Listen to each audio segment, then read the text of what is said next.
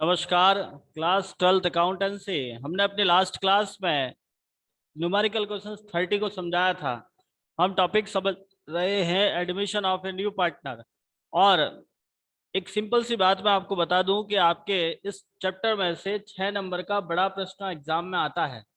अपना जो exam pattern है, 1-2 मिनट के लिए उस पर थोड़ा डिस्कस करके फिर इस आगे बढ़ेंगे कि जनरली जो पिछले वर्ष तक, अभी तक जैसे इस साल पेपर का पैटर्न क्लियर नहीं दिया है, बट जहां तक हमें पता है लास्ट ईयर तक जो हमारे क्वेश्चंस का पैटर्न था वो इस तरह से था।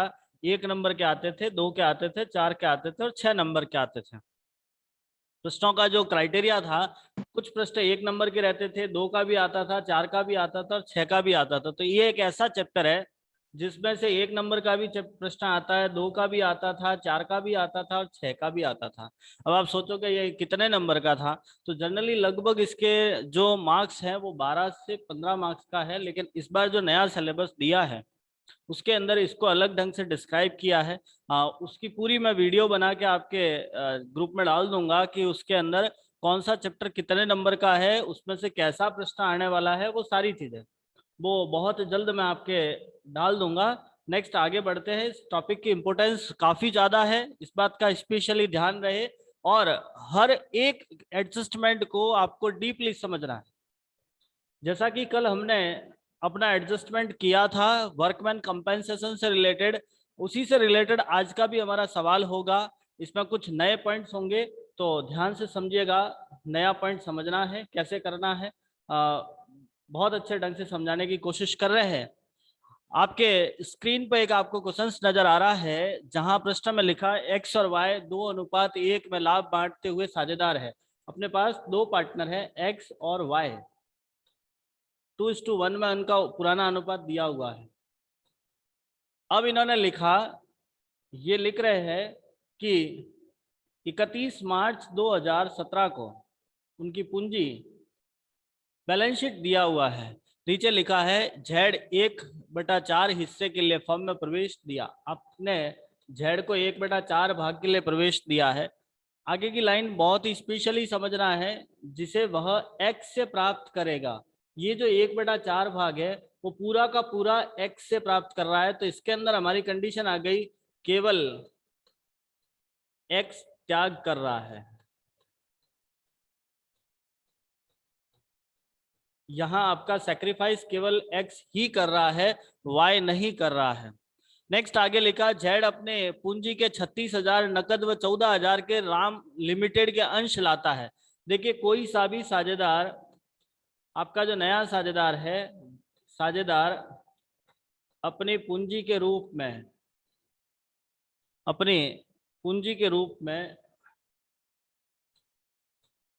पूंजी के रूप में कोई भी संपत्ति ला सकता है, कोई भी संपत्ति ला सकता है। और वो किसी की कंपनी का शेयर लेकर आया है, तो वो आपके लिए एक प्रकार से असेस्ट है। नेक्स्ट आगे लिखा है ख्याति, फर्म की ख्याति का वर्तमान मूल्य 12,000 रुपए है। ये जो गुडविल दे रखी है वो फर्म की गुडविल है। गुडविल कितनी है? 12,000। जो किसकी गुडविल है? फर्म की। लेकिन आपको जेड की गुडविल चाहिए। मुझे बताइए जेड का हिस्सा कितना है? प्रश्न में जेड का हिस्सा कितना दिया हुआ है?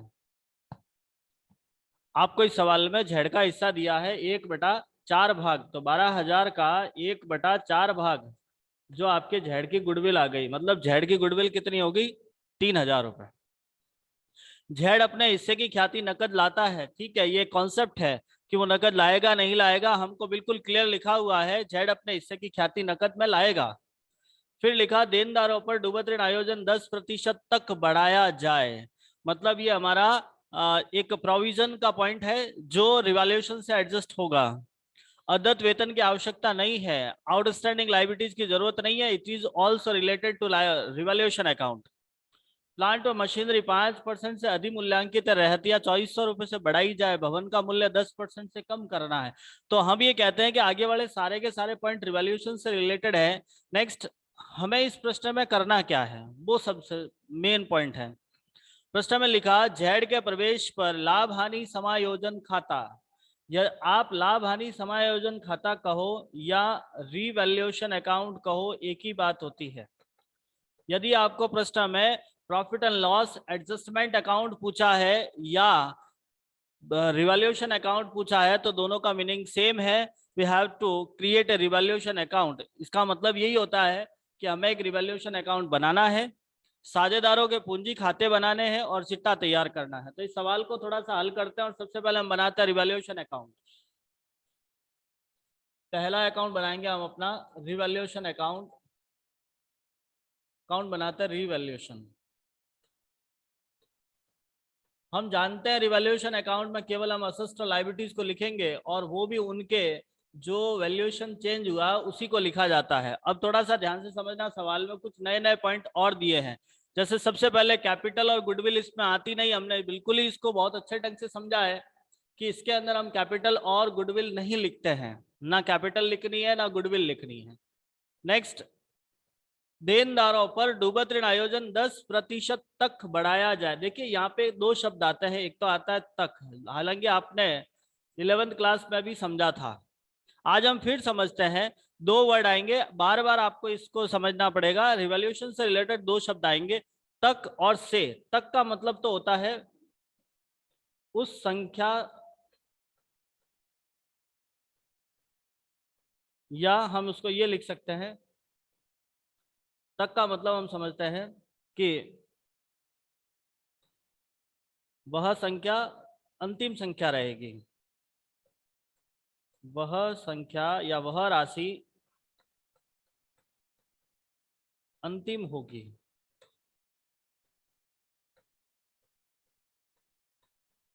और से का मतलब होता है उसी राशि से प्रारंभ होगा, प्रारंभ होगा।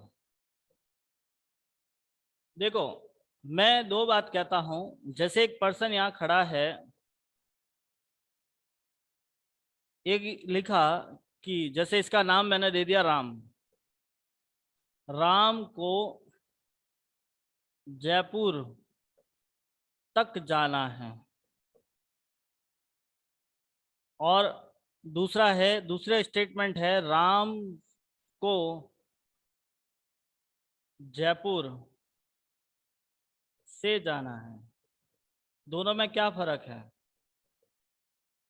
मैंने दो लाइन लिखी है। पहला लाइन लिखा आपके सामने कि राम को जयपुर तक जाना है, और दूसरा लिखा राम को जयपुर से जाना है। तो इन दोनों में क्या फर्क है? दोनों में क्या अंतर है? अनीता जी, ईशा जी, खुशबू जी, कुमकुम जी, कुसुम जी, क्या डिफरेंट है इन दोनों में? क्या दोनों लाइनें सेम है या अलग अलग है? नो सर, सर अलग अलग अलग है। है। क्या अंतर है? सर पहले में तो उसको जयपुर तक ही जाना है और दूसरे में उसको जयपुर से कहीं और जाना है। बहुत बढ़िया। कुसुम जी आप क्या कह रहे हो? अलग है। क्या डिफरेंट है? अलग अलग। हाँ, डिफरेंट क्या है पहले इन दोनों में? में तो उसको जयपुर हाँ पहले में तो उसको जयपुर तक जाना है, उसको दूसरे हाँ में जयपुर से कहीं और जाना है। ठीक है। देखिए पहले में हम ये समझते हैं कि इसकी यात्रा जयपुर पर आकर समाप्त हो रही है। पहले में उसकी यात्रा जयपुर तक आके समाप्त हो रही है, दूसरे में जयपुर से प्रारंभ हो रही है। यात्रा ही प्रारंभ उसने जयपुर से करी है, तो दोनों का मतलब समझ में आ गया। तक का मतलब होता है उस बिंदु तक जाके रुक जाना है, और से का मतलब होता है उस पॉइंट से स्टार्ट करना है। हमारे यहाँ लिखा है देनदारों पर डूबत ऋण आयोजन 10% तक बढ़ाए। मतलब पहली बात तो ये है कि आपको डेटर्स पे प्रोविजन बढ़ाना है, लेकिन कितना बढ़ाना है? 10% तक बढ़ाना है। अब हम देखते हैं हमारे पास डेटर्स है कितने। आपके पास टोटली डेटर्स दिए हुए हैं। जैसे मैं इसको थोड़ा सा क्लीन कर देता हूं, उसके बाद आगे बढ़ते हैं ताकि हमारे पास स्पेस हो जाएगा। हाँ, आपके पास डेटर्स दिए हुए हैं, थोड़ा सा समझना इसको। 16,000 आपको लिखा 10% तक बढ़ाना है। 16,000 का 10% होता है 1,600 रुपए। मतलब आपका प्रोविजन 1600 रुपए होना चाहिए। अभी आपका प्रोविजन कितना होना चाहिए?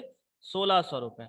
आप देख पा रहे हो आपकी बैलेंस शीट में प्रोविजन दिया हुआ है 1200 रुपए, पहले से 1200 दिया हुआ है, प्रोविजन होना चाहिए 1600 रुपए। हमारा लाइन लिखा है 10% तक, मतलब आपका प्रोविजन 1600 तक होना चाहिए। तक का मतलब होता है 16,000 का 10% आपका प्रोविजन होगा, मतलब हमारा प्रोविजन होगा 1600 रुपए, बट पहले से दिया हुआ है 1200 रुपए। अब मुझे बताओ आपका प्रोविजन कितना बढ़ेगा? आपका प्रोविजन कितना बढ़ाना है आपके पास 1200, होना चाहिए 1600, तो बढ़ाना है। कितना बढ़ाना है कुमकुम जी, पूजा जी, कितना बढ़ाना है? 400 रुपए। Very nice. आपको प्रोविजन बढ़ाना है 400 रुपए से। प्रोविजन हमारे लिए लाइबिलिटीज होती है, और जब लाइबिलिटीज बढ़ती है तो रिवैल्यूएशन के डेबिट में आएगा, क्रेडिट में आएगा। प्रोविजन आपके लिए लाइबिलिटीज होती है, और लाइबिलिटीज बढ़ेगी तब आपके रिवैल्यूएशन में डेबिट में लिखोगे, क्रेडिट में लिखोगे? हाँ, बहुत अच्छा, बहुत डेबिट में। Very nice. हम लिखेंगे to provision for bad and doubtful debts 1600 minus 1200, value आ गई 400। ये मैंने जो दिखाया है ना वो सिर्फ आपके समझने के लिए लिखा है, जरूरी नहीं कि आप भी लिखो इसको। नेक्स्ट सेकंड एडजस्टमेंट देखते हैं। अब अद्यत वेतन की आवश्यकता नहीं है। अद्यत वेतन का मतलब होता है outstanding salary. Outstanding salary assist होती है, लाइबिलिटीज होती है। पहले तो ये बताओ मुझे कि what is nature of outstanding salary? Assist and liabilities. Assist होती है, लाइबिलिटीज होती है? Very nice. अब लाइबिलिटीज आपकी बैलेंस शीट में ऑलरेडी दिया हुआ है। अब आपको लिखा कि अब फिलहाल आपको इस लाइबिलिटीज की आवश्यकता नहीं है। आवश्यकता नहीं है मतलब उसे कम करना है। भाई जब उसकी आवश्यकता नहीं है तो आप उसे कम करोगे, और जब लाइबिलिटीज कम होती है तो आप उसको रिवैल्यूएशन की क्रेडिट साइड में लिखते हो, लिखोगे बाय आउटस्टैंडिंग सैलरी। 1000 रुपए आपको बैलेंस शीट में दिया हुआ है, एज इट इज वैल्यू लिख के इसको राइट ऑफ करना है। नेक्स्ट, अब ये पॉइंट आपको थोड़ा सा समझना होगा। आगे लिखा है प्लांट व मशीनरी 5% से अधिमूल्यांकित है। देखो दो वर्ड आते हैं, ओवर वैल्यूड और अंडर वैल्यूड। पहला आता है अधिमूल्यांकित, दूसरा आता है कम मूल्यांकित। याद रखना इन दोनों को। अधिमूल्यांकित इंग्लिश में बोलते हैं ओवर वैल्यूड, ये होता है अंडर वैल्यूड। ओवर वैल्यूड का मतलब होता है पहले से ज्यादा मूल्य पर लिखा गया हो, और अंडर वैल्यूड का मतलब होता है पहले से कम मूल्य पर लिखा गया हो।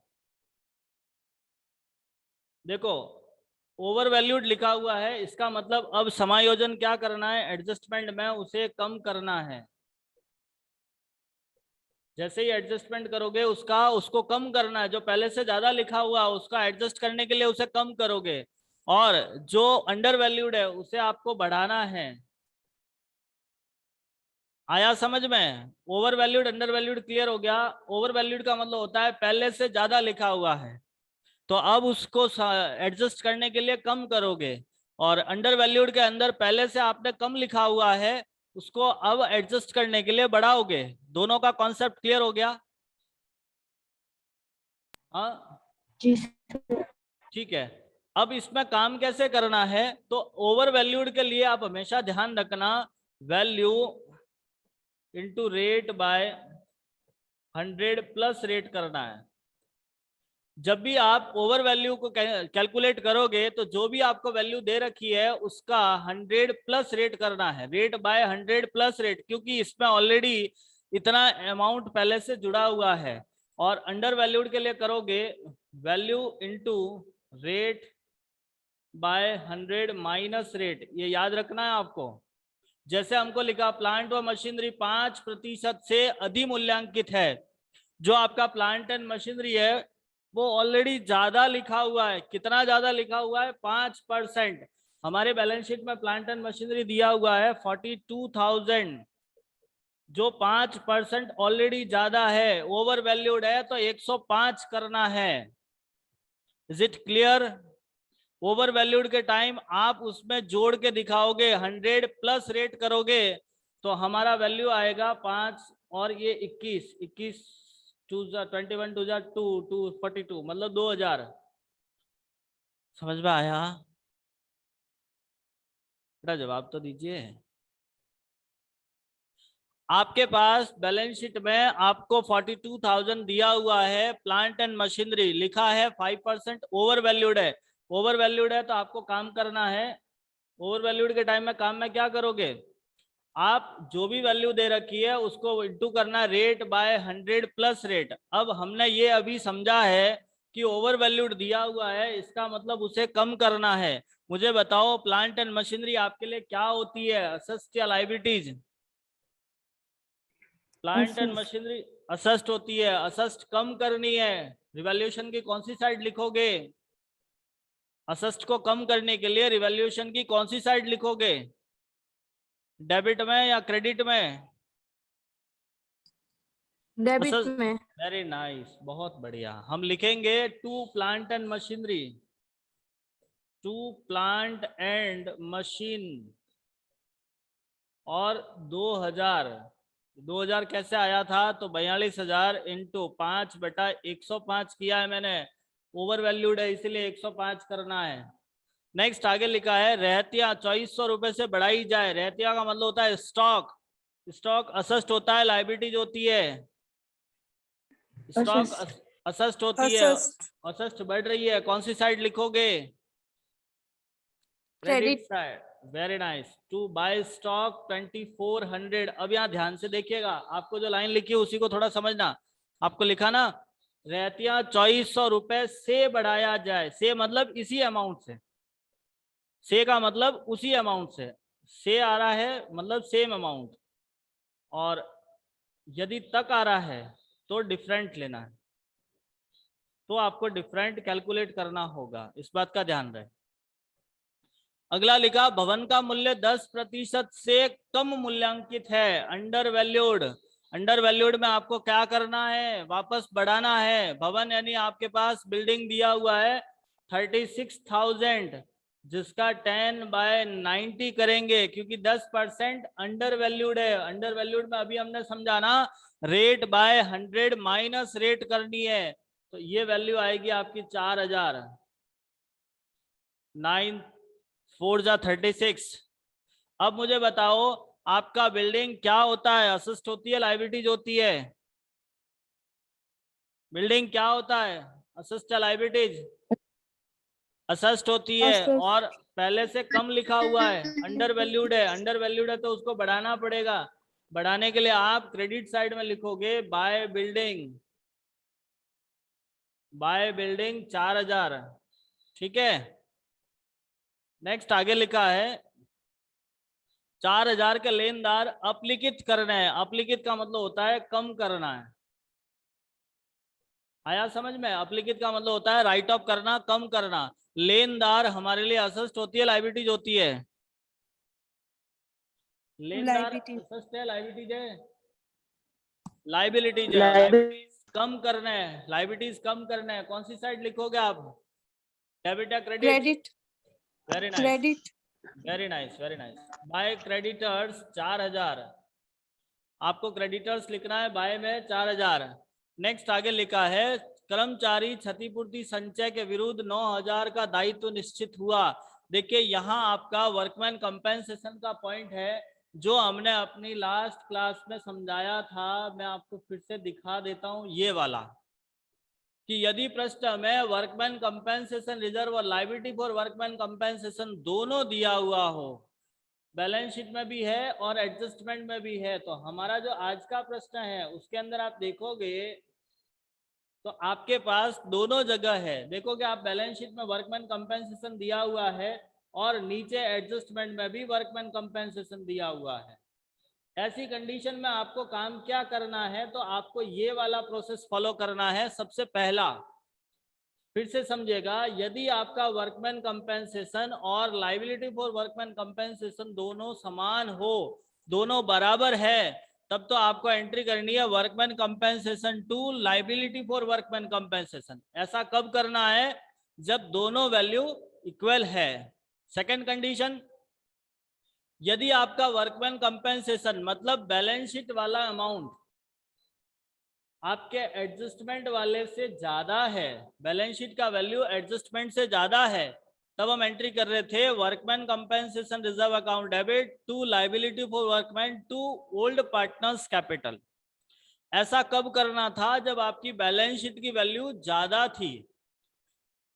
नेक्स्ट एंड लास्ट कंडीशन रहती है कि यदि आपका workman compensation reserve liability for workman compensation से कम है, मतलब आपकी बैलेंस शीट की वैल्यू एडजस्टमेंट की वैल्यू से कम है, तब आपको एंट्री करनी थी workman compensation reserve account debit revaluation account debit to liability for workman. तो अब आज के प्रश्न में हम देखना चाहेंगे कि हमारे पास कौन सी सिचुएशन है। मुझे बताओ, आपकी बैलेंस शीट में 6000 दिया हुआ है, नीचे 9000 दिया हुआ है, कौन सा ज्यादा है? क्या आपका रिजर्व ज्यादा है या लाइबिलिटी ज्यादा है? कौन सी वैल्यू ज्यादा है? रिजर्व ज्यादा है या लाइबिलिटी ज्यादा है? बोलो बेटा, कौन सी साइड ज्यादा है? रिजर्व वाला ज्यादा है या लाइबिलिटी ज्यादा है? कुसुम जी, खुशबू सोनी जी, बैलेंस शीट में ज्यादा है या एडजस्टमेंट में? रिजर्व। देखो, जो बैलेंस शीट में होता है उसे रिजर्व कहते हैं, और जो एडजस्टमेंट में होता है उसे लाइबिलिटी कहते हैं। तो आपकी बैलेंस शीट में 6000 दिया हुआ है। हाँ, वापस बोलना। लाइबिलिटीज वाला ज्यादा है। Very nice. बाकी लोग देखिए, आपकी लाइबिलिटी 9000 है, कंपेंसेशन आपका 6000 है, कितना ज्यादा है? आपके पास कितना एडिशनल है? खुशबू सोने, कितना ज्यादा वैल्यू दे रखा है? आपकी बैलेंस शीट में 6000 दिया हुआ है, नीचे आपका 9000 दिया हुआ है। बहुत ही सिंपल कैलकुलेशन है। Our compensation liability is 3000 more than reserve, 3000 आपका ज्यादा है। और जब आपका एडजस्टमेंट ज्यादा होता है तब आप काम ये करते हो, workman compensation account debit revaluation account debit to liability for workman compensation. तो हम यहाँ पर रिवैल्यूएशन की डेबिट साइड में लिखेंगे to liability for workman compensation 3000। जो एक्स्ट्रा पैसा है वो आपको 3000 liability side, sorry balance sheet, ये क्या नाम है उसका, रिवैल्यूएशन के डेबिट में लिखना है। इसके अलावा हमारे पास रिवैल्यूएशन से रिलेटेड और कोई पॉइंट नहीं दिया हुआ है। हम फटाफट इसका बैलेंसिंग फिगर निकालते हैं। तो कितना आएगा? 4 4 8 और 2 10 और 1 11400, इसका टोटल आ गया 11400, और इधर आ रहा है आपका 5400। तो बैलेंसिंग फिगर आ गया 6000, जिसको आप लिखोगे टू पार्टनर्स कैपिटल 6000। आप इसे अपने ओल्ड रेशियो में शेयर करोगे। हमारा ओल्ड रेशियो दिया हुआ है 2:1, 2:1। एक्स और वाई है हमारे पास में, 2:1 के लिए हमारा वैल्यू आ जाएगा 4000 2000। ये कैसे आया? तो हमने इसको रेशियो में शेयर किया है। आई थिंक आपको रेशियो में शेयर करना आता होगा, फिर भी बता देता हूँ। 6000 इंटू 2/3, 6000 इंटू 1/3, 3 का भाग लगाया, 6 में 2 बार, 2 इंटू 2 4000, और ये आ गया 2000। तो ये आपका रिवैल्यूएशन अकाउंट था। नेक्स्ट हम आगे बढ़ते हैं और पार्टनर्स कैपिटल बनाते हैं। समझने की कोशिश करना। पार्टनर्स कैपिटल,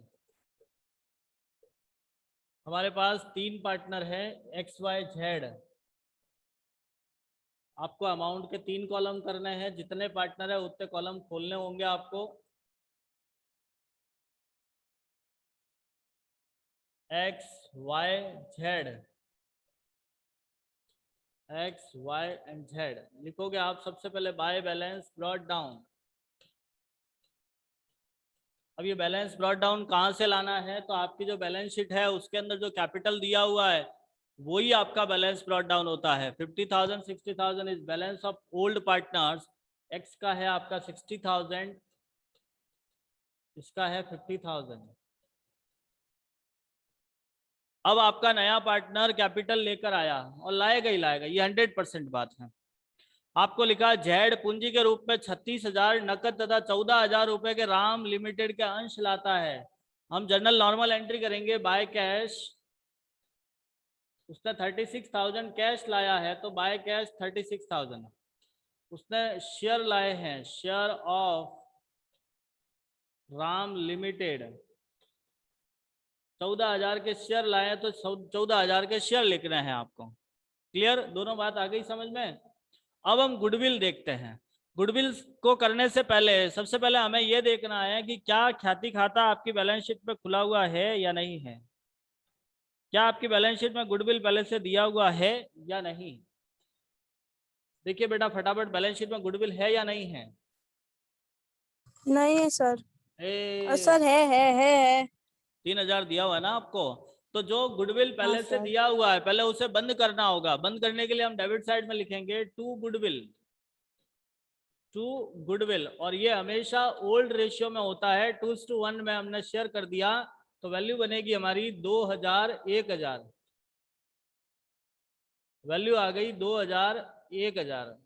ठीक है, अब हम ये देखते हैं कि क्या नया पार्टनर गुडविल का पैसा कैश में लाया या नहीं लाया। तो बिल्कुल क्लियर लिखा है, जेड अपने हिस्से की ख्याति नकद लाता है, मतलब हमारे पास गुडविल का पैसा कैश में आया है। और जो गुडविल का पैसा कैश में आया है तो उसके लिए एंट्री क्या होती है, cash account debit to goodwill, goodwill account debit to sacrificing partners capital. अब यहां हम लिखेंगे बाय गुडविल, क्योंकि एंट्री हो गई हमारी goodwill account debit to sacrificing partners capital. और सैक्रिफाइसिंग पार्टनर्स केवल हमारे पास एक ही है, यहाँ आपका एक ही पार्टनर सैक्रिफाइस कर रहा है, लिखा ना आपको, जिसे वह एक्स से प्राप्त करेगा। मतलब सैक्रिफाइस एक व्यक्ति ही कर रहा है, तो पूरा का पूरा गुडविल एक को मिल गया। अब ये 3,000 मैंने कहाँ से लाए, तो ये देख लीजिए, यहाँ पे एक मैंने एडजस्टमेंट भी किया है, एक मैंने यहाँ पे समझाया भी है। ये देखिए, जेड की पूरी गुडविल को निकाल के समझाया है मैंने आपको। फॉर्म की गुडविल 12,000 थी, जेड 1/4 भाग के लिए आया, टोटल उसकी गुडविल हो गई 3,000 रुपए। केवल त्याग एक्स कर रहा है, इसलिए पूरी गुडविल एक्स को दे दी हमने। इज इट क्लियर, कोई डाउट, ये समझ में आ गया। नेक्स्ट, अब आपको रिवैल्यूएशन ट्रांसफर करना है, तो पहले हम देखते हैं रिवैल्यूएशन अकाउंट में प्रॉफिट हुआ लॉस हुआ। तो रिवैल्यूएशन की डेबिट में आया है तो इसकी क्रेडिट में लिखेंगे बाय रिवैल्यूएशन अकाउंट। अब कितना कितना आया है, तो 4,000 2,000, तो यहाँ लिख दिया 4,000, यहाँ 2,000। ठीक, नेक्स्ट आगे बढ़ते हैं। आपकी बैलेंस शीट में देखोगे आपको एक जनरल रिजर्व दिया हुआ है। जैसे ही आप रिवैल्यूएशन ट्रांसफर कर लो उसके बाद आप हमेशा बैलेंस शीट चेक कीजिएगा। बैलेंस शीट में आपको एक जनरल रिजर्व दिया हुआ है, तो आपको यहाँ पे जनरल रिजर्व बांटना पड़ेगा। लिखेंगे हम bye general reserve, bye general reserve, और जनरल रिजर्व हमेशा पुराने अनुपात में बढ़ता है। वैल्यू है हमारे पास 9,000, 9,000 को आपने 2:1 में बांट दिया तो 6,000 3,000। ठीक, इसके अलावा आपके पास और कोई पॉइंट नहीं दिया हुआ है, आप बैलेंस कैरी डाउन कर लोगे। फटाफट टोटल लगाते हैं, 63 और ये हो गया आपके 73 में से 2,000 गया तो पीछे बचा आपका 71,000 टू बैलेंस कैरी डाउन। 71,000 50 और ये हो गए 55 में से एक गया तो 54,000, और दोनों का टोटल कर दिया 36 + 14 50,000। तो ये आपका बैलेंस कैरी डाउन हो गया। अब हम बनाएंगे इसकी बैलेंस शीट। बेटा ध्यान से समझिएगा, बैलेंस शीट बनानी है आपको। कैसे बनाओगे, तो जो चीजें आपने पहले से चेंज करी है उसको एडिट करते हुए लिखना है। लिखेंगे हम बैलेंस शीट। अब बैलेंस शीट में आपको काम क्या करना है, तो सबसे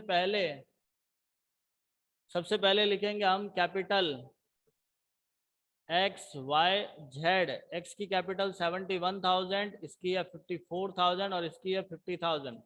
तो ये हो गया आपका 1,75,000।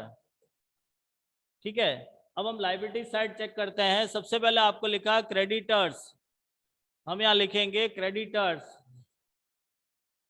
आपको पहले से दिया हुआ था 30,000 का, अभी आपको याद होगा हमने 4,000 के क्रेडिटर्स कम कर लिए हैं, लिखा ना आपको, ये 4,000 के लेनदार कम करने हैं, तो आपने 4,000 के क्रेडिटर्स कम कर लिए हैं, तो 30 में से 4,000 गया, पीछे बचा 26,000। बेटा जहां समझ नहीं आए पूछ लीजिएगा। समझ में आ रहा है ये क्या बता रहा हूं? हेलो? यस सर, आ रहा है समझ में। ओके ओके ओके बेटा, चलिए नेक्स्ट आगे लिखा है आपको आउटस्टैंडिंग सैलरी आपकी अब आवश्यकता नहीं थी, आपने हटा दिया। वर्कमैन कंपेंसेशन 6,000 था, लेकिन हमारा लाइबिलिटी 9,000 हुआ है, तो 9,000 में से 6,000 तो कंपेंसेशन रिजर्व ले लिया, बट अभी हमारे पास 3,000 की लाइबिलिटी एक्स्ट्रा क्रिएट हो गई, तो जिसके लिए हम लिखेंगे लाइबिलिटी फॉर वर्कमैन कंपेंसेशन, जो 3,000 क्रिएट हुआ है। नेक्स्ट आगे बढ़ते हैं। आगे लिखा आपको जनरल रिजर्व, जो हटा दीजिएगा, अभी आपने उसको बांट दिया है। अब हम असिस्ट साइड में देखते हैं, आपको लिखा है बैंक। अब बैंक पहले से कितना दिया हुआ था? 17,200 रुपए का। 17,200 में आपने 36,000 लाई है कैपिटल और 3,000 लाया है आपकी गुडविल का, तो 17,200 और ये हो गए आपके 20,200, 20,000 तो ये हो गए 56,200 रुपये आपका टोटल बैंक होगा। फिर हमारे पास डेटर्स दिए हुए हैं, हमने लिखा डेटर्स 16,000, जिसमें से अब हमको प्रोविजन लेस करना है 1,600 रुपये। पहले 1,200 था, लेकिन हमने 400 रुपये और बढ़ा दिया है। 16,000 में से 1,600 लेस होगा, 14,400 रुपये आपका डेटर्स बचेगा। फिर हमारे पास स्टॉक है, स्टॉक दिया हुआ है 43,000, जिसमें आपने 2,400 रुपये और बढ़ा लिया है, लिखा ना आपको, रहतियां 2,400 रुपये से बढ़ानी है, 2,400 रुपये आपने बढ़ा लिया, तो ये वैल्यू हो गई आपके 45,400। नेक्स्ट है हमारे पास plant and machinery, plant and machine 42,000 था, जिसमें से 2,000 ओवर वैल्यूड है।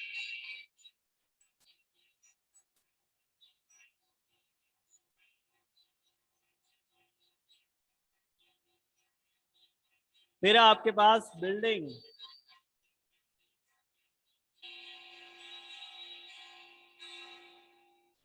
बिल्डिंग आपका 36,000 था, जो अंडर वैल्यूड था 4,000 से, आप उसको बढ़ाओगे और 40,000 करोगे, और कोई एडजस्टमेंट नहीं है आपके पास।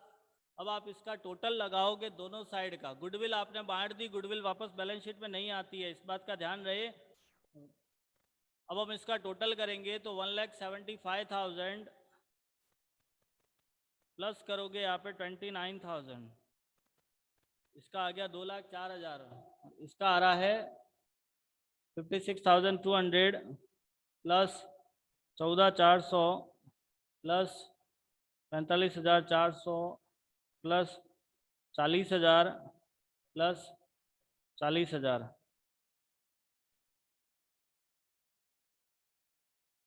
और कौन सा एडजस्टमेंट रह गया? हाँ, इसमें 14,000 रुपये के शेयर लिखने हैं, शेयर ऑफ राम लिमिटेड, जो 14,000 रुपये के लेके आया था, वो टोटल आ गई 2,04,000 प्लस 14,000, 2,10,000। लाइबिलिटी साइड में चेक करना और कुछ बच गया है तो।